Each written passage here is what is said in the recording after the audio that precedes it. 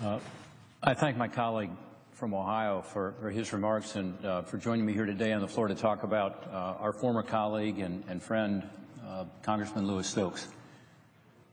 He was an amazing guy. He was a true American success story and a true son of Ohio who dedicated his entire life to public service, whether he was in elected office or not. I think my colleague, Senator Brown, has done a really nice job talking about his humble beginnings. You know, Lou Stokes grew up without the benefit of having a dad around. And he grew up in a poor household, but with a lot of pride. And, you know, his mom pushed him to get his education and to be the best he could, as clearly she did her other son, his brother Carl. After growing up in Cleveland, he spent a few years in the Army, which had a big impression on him. He then went to Cleveland Marshall College of Law. He was a successful attorney and actually argued 3 cases before the United States Supreme Court. So he had a career in law that was distinguished even before getting into politics. Senator Brown talked about his brother Carl and the fact that when he was elected mayor of Cleveland, he was the African-American mayor of the largest city in America.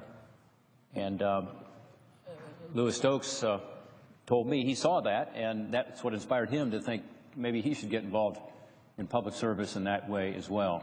So he ran for office. He got elected to the House of Representatives. He was the first African-American congressperson from Ohio. And that was in 1968. He would later become the first African-American to sit on the Appropriations Committee. So a lot of firsts. As congressman, he served for 30 years, became a very influential member.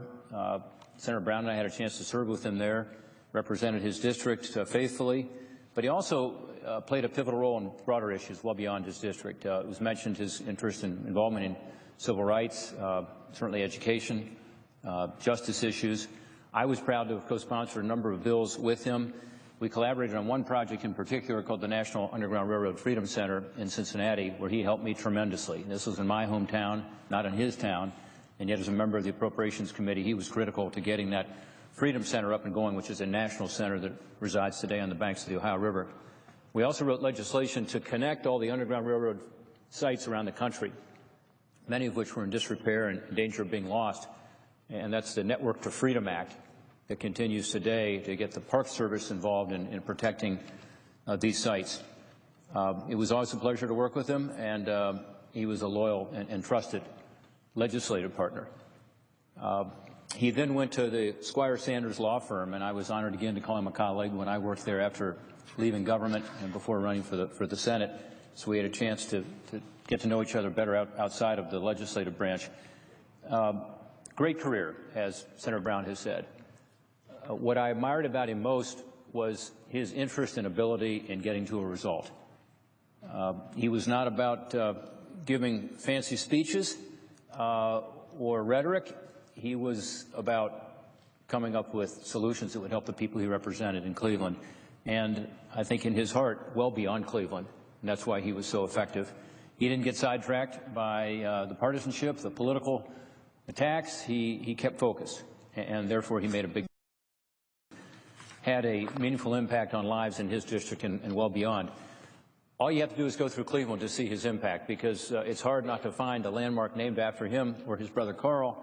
Among those is the Louis Stokes Annex to the Cleveland Public Library, the Louis Stokes Health Sciences Center at Case Western University. I remember going to his retirement party from the law firm, from Squire Sanders Law Firm, and I had rushed there from another meeting and gone through town, and as I arrived, I said, let's just name the town after Lou Stokes, because I was on Stokes Street and went by the Stokes Library and the Stokes Health Center, and but those were all a testament to his impact that he had on his community.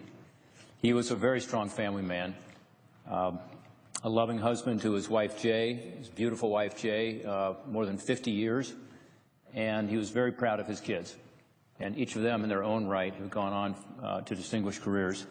And his grandchildren spoke at the funeral where Senator Brown and I were, and boy, they were articulate and just really impressive. He had so much to be proud of. And, you know, I had the opportunity to visit him just before he passed, and the last thing he said to me was, "I am so lucky, Rob, and I'm so lucky to have had a great family." That was what he talked about to me in our final moments together. He was determined and he was successful, no question about it. But he did it in a gentlemanly way. He had a great smile, good sense of humor. His laughter could light up a room, and did. I was just very grateful to call him a friend, and to have him as a respected colleague, to watch an effective leader. He's had an impression on me. He has made an indelible impact on the great state of Ohio. He will be missed as an effective leader, a great leader for Ohio, and a loyal friend. I yield back my time.